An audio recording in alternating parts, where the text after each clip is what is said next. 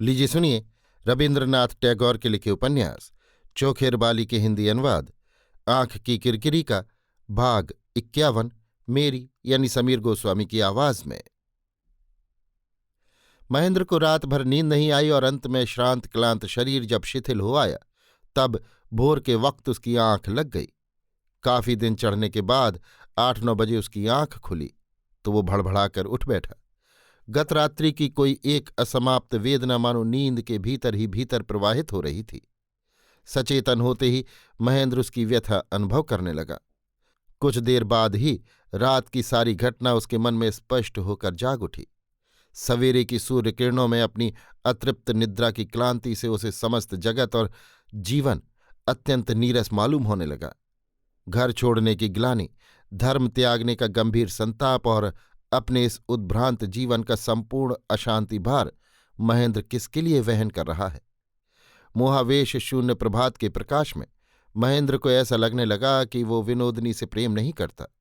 सड़क की तरफ उसने आंख उठाकर देखा कि सारा जागृत संसार व्यस्तता के साथ अपने काम में जुट पड़ा है और उसी क्षण महेंद्र की दृष्टि के आगे संपूर्ण आत्मगौरव को पंक में डुबोकर एक विमुख नारी के चरणों में अकर्मण्य जीवन को प्रतिदिन आबद्ध रखने की जो मूर्ता थी वो सुस्पष्ट हो उठी। असल में प्रबल आवेग के उच्छ्वास के बाद हृदय में एक तरह का अवसाद आ जाता है और क्लांत हृदय तब अपनी अनुभूति के विषय को कुछ समय के लिए दूर हटाए रखना चाहता है। भाव समुद्र के इस भाटे के समय तले का सारा दबा हुआ पंख बाहर निकल आता है। जो मोह लाता था उससे वितृष्णा हो जाती है। महेंद्र किस लिए अपने को इस तरह अपमानित कर रहा है सो आज वो नहीं समझ सका। आज वो अपने मन में कहने लगा, मैं सब तरह से विनोदनी से श्रेष्ठ हूं, फिर भी आज मैं सब तरह की हीनता और लांछना स्वीकार करके घृणित भिक्षुक की तरह उसके पीछे पीछे अहोरात्र दौड़ता फिर रहा हूं। ऐसा अद्भुत पागलपन किस शैतान ने मेरे दिमाग में भर दिया। विनोदनी महेंद्र के लिए आज एक नारी के सिवा और कुछ नहीं।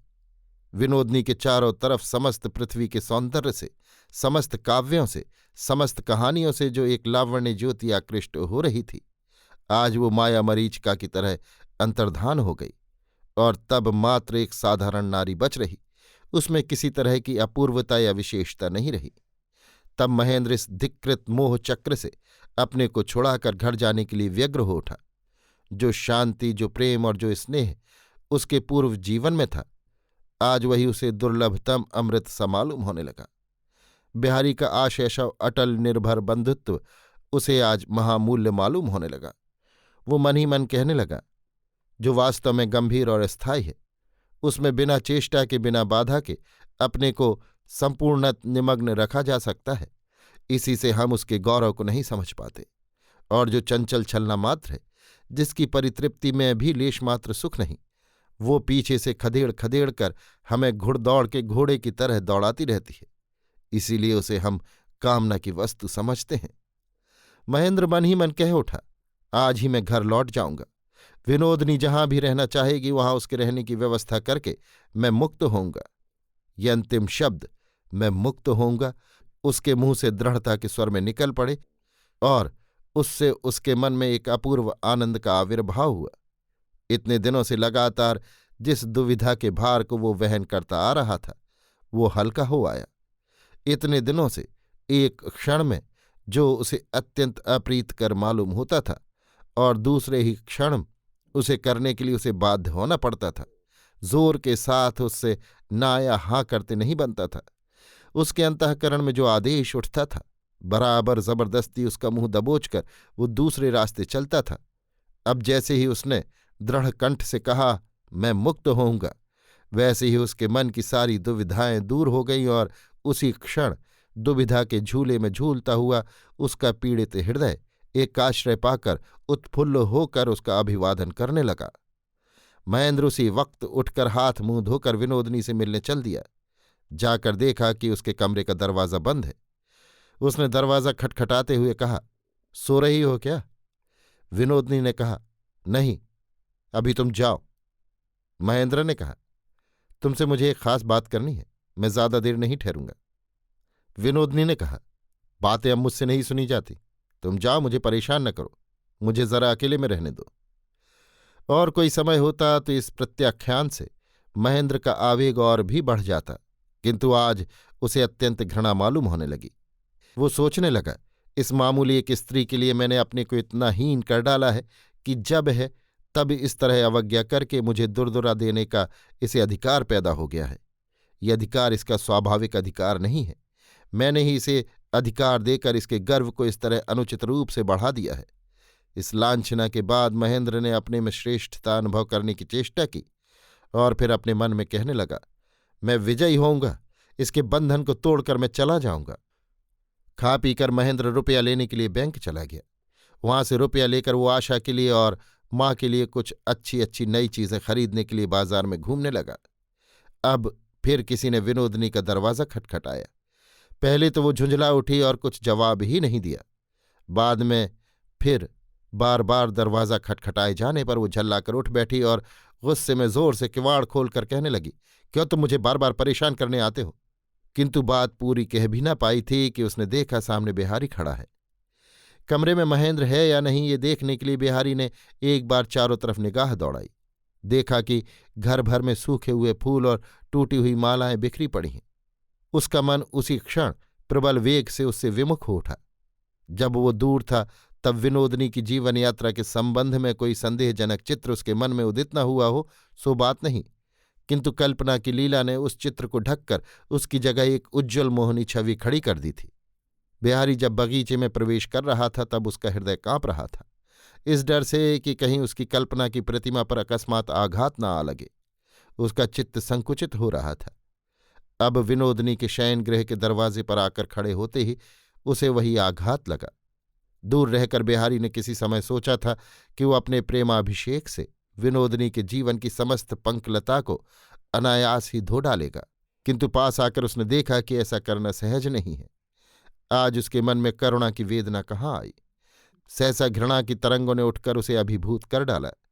बिहारी ने विनोदनी को अत्यंत मलिन रूप में देखा। दूसरे ही क्षण बिहारी लौट पड़ा और महेंद्र महेंद्र पुकारने लगा। इस अपमान के बाद भी विनोदनी ने अत्यंत नम्र मृदु स्वर में कहा, महेंद्र यहां नहीं है, शहर गया है। बिहारी जब जाने को उद्यत हुआ तो विनोदनी ने कहा, बिहारी लाला जी, मैं तुम्हारे पैरों पड़ती हूं, तुम्हें जरा बैठना होगा। बिहारी अनुनय विनय कुछ भी न सुनने का निश्चय कर चुका था। इस घृणा के दृश्य से वो इसी क्षण अपने को दूर ले जाना चाहता था, किंतु विनोदनी का करुण अनुनय स्वर सुनते ही मानो क्षण भर के लिए उससे पैर उठाए नहीं उठे। विनोदनी ने कहा, आज अगर तुम विमुख होकर इस तरह चले जाओगे तो मैं तुम्हारी सौगंध खाकर कहती हूं, मैं आत्मघात करके मर जाऊंगी। तब बिहारी घूमकर खड़ा हो गया और बोला, विनोदनी, तुम अपने जीवन के साथ मुझे लपेटने की कोशिश क्यों करती हो? मैंने तुम्हारा क्या बिगाड़ा है? मैंने तो कभी तुम्हारी राह में रोड़े नहीं अटकाए। मैंने तो कभी तुम्हारे सुख दुख में किसी तरह का हस्तक्षेप नहीं किया। विनोदनी ने कहा, तुमने मुझ पर कितना अधिकार कर लिया है, ये बात एक बार तुमसे मैं कह चुकी हूं, किंतु तुमने विश्वास नहीं किया। तो भी आज फिर मैं तुम्हें इस विराग के मुंह पर वही बात कहती हूं। तुमने तो मुझे बिना कहे जताने का, लज्जा करके जताने का समय नहीं दिया। तुमने मुझे ढकेल कर फेंक दिया है, तो भी तुम्हारे पांव छूकर कहती हूं, मैं तुम्हें। बिहारी ने बीच में ही टोकते हुए कहा, अब ये तुम मत कहो, उस बात को अब तुम जबान पर भी न लाओ। उस पर विश्वास करने का अब कोई रास्ता ही नहीं रह गया। हो सकता है कि मेरी बात पर कोई नीच आदमी विश्वास न करे, किंतु तुम जरूर करोगे, इसीलिए मैं तुमसे बैठने के लिए कह रही हूं। मैं विश्वास करूं या न करूं, उससे किसी का क्या बनता बिगड़ता है। तुम्हारा जीवन जैसा चल रहा है वैसा ही चलता रहेगा। मैं जानती हूं कि तुम्हारा उससे कुछ भी बनेगा बिगड़ेगा नहीं। मेरा भाग्य ही ऐसा है कि तुम्हारे सम्मान की रक्षा करके तुम्हारे पास खड़े होने का मेरे लिए कोई उपाय ही नहीं। हमेशा तुमसे मुझे दूर ही रहना पड़ेगा, किंतु मेरा मन तुमसे सिर्फ इतनी सी मांग को नहीं छोड़ सकता कि मैं कहीं भी रहूं, मुझे तुम जरा से माधुर्य के साथ याद करना। मैं जानती हूं मेरे प्रति तुम्हारे मन में थोड़ी श्रद्धा उत्पन्न हुई थी, उसी को मैं अपने जीवन का एकमात्र संबल बनाए रखूंगी। इसलिए आज तुम्हें मेरी सब बातें सुननी होंगी।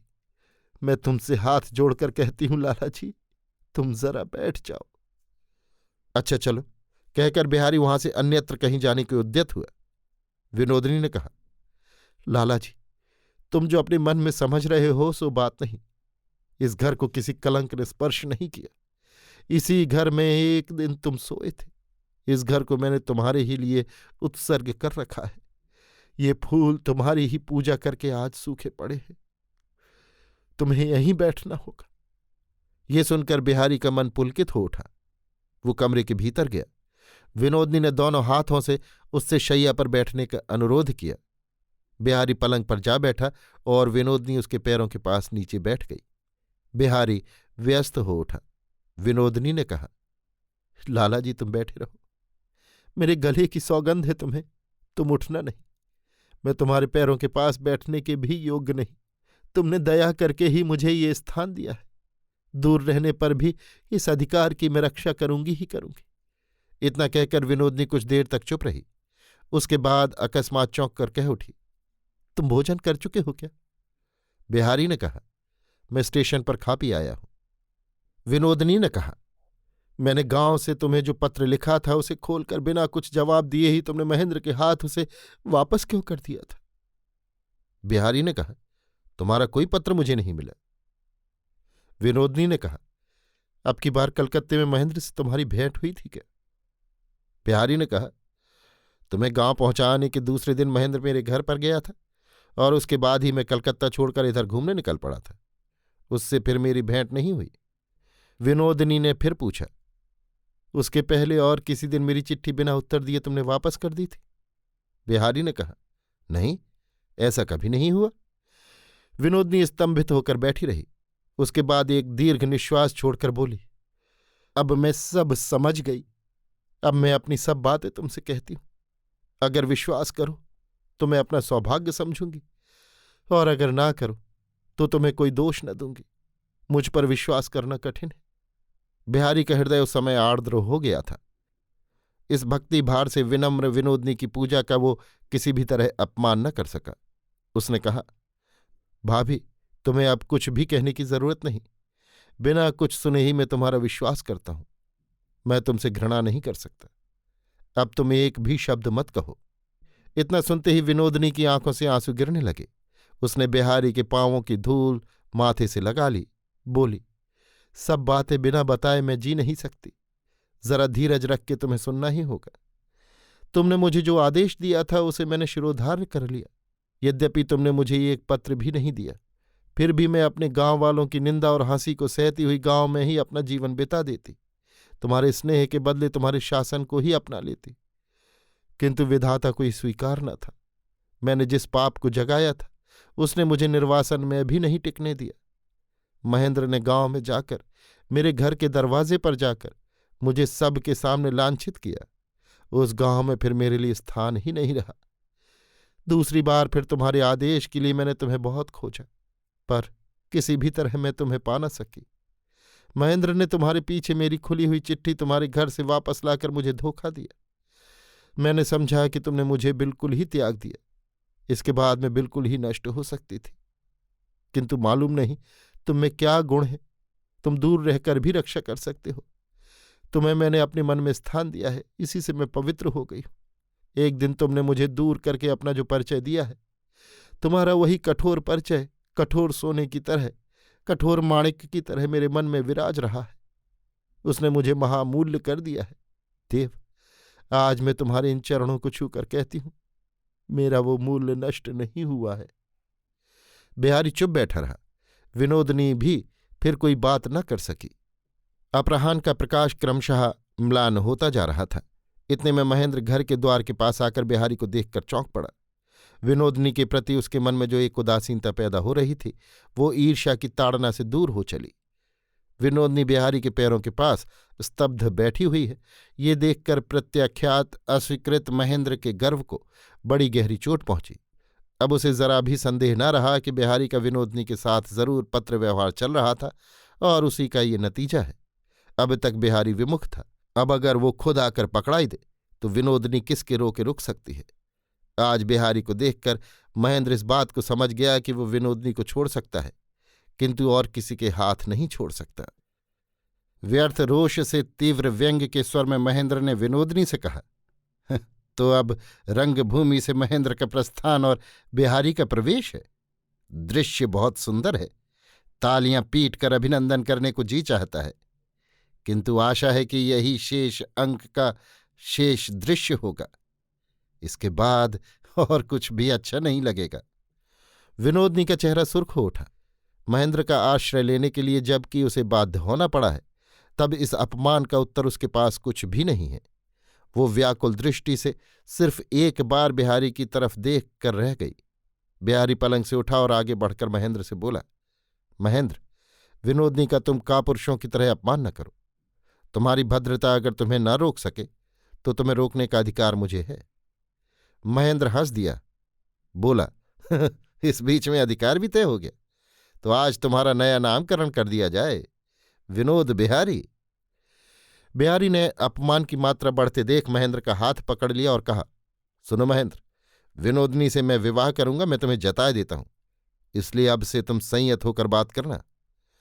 सुनकर महेंद्र मारे विस्मय के निस्तब्ध हो गया और विनोदनी चौंक उठी। उसकी छाती के भीतर का रक्त उथल पुथल होने लगा। बिहारी ने कहा, तुम्हें और एक संवाद देना है। तुम्हारी मां मृत्युशैया पर पड़ी है, उनके जीने की कोई आशा नहीं। मैं आज रात की गाड़ी से ही चला जाऊंगा, विनोदनी भी मेरे साथ जाएगी। विनोदनी फिर चौंक उठी, बोली, बुआ जी इतनी बीमार है?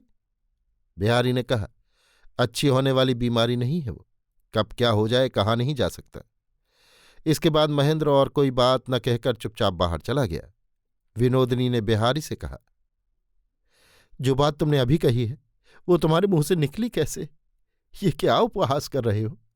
बिहारी ने कहा, नहीं, मैं सच कह रहा हूं, मैं तुमसे विवाह करूंगा।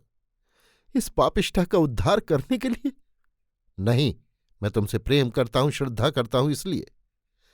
बस बस, यही मेरे लिए चरम पुरस्कार है। इतना जो तुमने मुझे स्वीकार किया है, इससे साथ मैं और कुछ भी नहीं चाहती, और मिले भी तो वो रहेगा नहीं। धर्म उसे कभी बर्दाश्त नहीं करेगा। क्यों नहीं करेगा? छी छी, ऐसी बात मन में लाने में भी लज्जा मालूम होती है। मैं विधवा हूं, मैं निंदिता हूं, सारे समाज के आगे मैं तुम्हें लांछित करूं, ये कभी नहीं हो सकता। छी छी, ऐसी बात फिर कभी तुम जबान पर मत लाना। तो तुम मुझे त्याग दोगे? त्यागने का अधिकार मुझे नहीं है। तुम गुप्त रूप से न जाने कितनों का कितना भला करते रहते हो। तुम अपने किसी एक व्रत का कोई एक भार मुझ पर छोड़ देना, उसी का निर्वाह करके मैं अपने को तुम्हारी सेविका समझकर जीवन बिता दूंगी। किंतु छी छी, विधवा से तुम विवाह करोगे? तुम्हारी उदारता के लिए सब कुछ संभव हो सकता है, किंतु मैं अगर ऐसा काम करूं, तुम्हें समाज की दृष्टि में नष्ट कर दूं, तो इस जीवन में मैं कभी भी सिर नहीं उठा सकती। किंतु विनोदनी, मैं तुमसे प्रेम करता हूं। उस प्रेम के अधिकार से मैं आज सिर्फ एक स्पर्धा प्रकट करूंगी। ये कहते हुए विनोदनी ने जमीन से सिर छुआकर बिहारी को प्रणाम किया और उसके पांव की उंगलियां चूम ली और फिर पैरों के पास बैठकर कहने लगी, दूसरे जन्म में तुम्हें पाने के लिए मैं तपस्या करूंगी। इस जन्म में मैं और कुछ आशा नहीं रखती, अपना और कुछ प्राप्य भी नहीं समझती। मैंने बड़ा दुख दिया है और बड़ा दुख पाया है। मुझे काफी शिक्षा मिल चुकी है। उस शिक्षा को अगर भूल जाती तो मैं तुम्हें हीन बनाकर और भी हीन हो जाती, किंतु तुम ऊंचे हो, इसीलिए आज मैं अपना मस्तक उठा सकी हूं। अपने साश्रय को मैं धूल में नहीं मिला सकती। बिहारी गंभीर होकर चुप बैठा रहा। विनोदनी ने हाथ जोड़कर कहा, तुम गलती मत करो, मुझसे ब्याह करके तुम सुखी ना हो सकोगे। तुम्हारा गौरव चला जाएगा और मैं भी अपना गौरव खो दूंगी। तुम चिरकाल के निर्लिप्त हो, प्रसन्न हो। आज भी तुम वैसे ही बने रहो, मैं दूर रहकर तुम्हारा काम देखूंगी। तुम प्रसन्न हो, तुम सुखी हो। अभी आप सुन रहे थे रवीन्द्रनाथ टैगोर के लिखे उपन्यास चोखेर बाली के हिंदी अनुवाद आंख की किरकिरी का भाग 51, मेरी यानी समीर गोस्वामी की आवाज में।